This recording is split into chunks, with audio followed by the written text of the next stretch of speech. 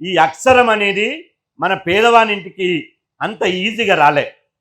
ఈ అక్షరం అనేది, చదువు అనేది ఒక గుడిసెకు, ఒక దళిత వాడకు, ఒక బీసీ వాడకు, ఒక కుగ్రామానికి, ఓ తండాకు అంత ఈజీగా రాలే ఈ చదువు.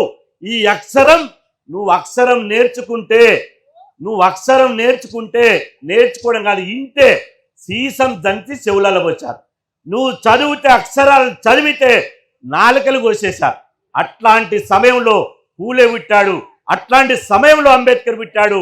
పూలే అంబేద్కర్ చదువు కోసమే వాళ్ళ జీవితం అంతా, వాళ్ళ జ్ఞానాన్ని, వాళ్ళు చదువుకున్నటువంటి వాళ్ళ జ్ఞానాన్ని, వాళ్ళ యవ్వనాన్ని, వాళ్ళ జీవితం మొత్తం చదువు కోసమే, మన బడుగు వర్గాల బిడ్డల చదువును అందించడం కోసమే వాళ్ళు త్యాగం చేశారు. ఇవాళ పూలే అంబేద్కర్ల అక్షర రూపాన్ని ఆయుధంగా తీసుకొని ఇవాళ మునుగోడు గడ్డ మీద తల్వారు తాత మొదలుపెట్టింది ఈ యుద్ధం అని చెప్పి, ఇది అక్షర యుద్ధం అని చెప్పి సందర్భం గుర్తు చేస్తున్నా.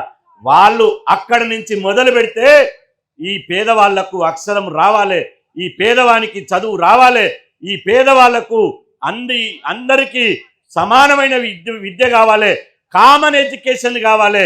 ఉన్నవానికి ఒక ఎడ్యుకేషన్, లేనివానికి ఒక ఎడ్యుకేషన్ ఉండొద్దు, తారతమ్యం ఉండొద్దు.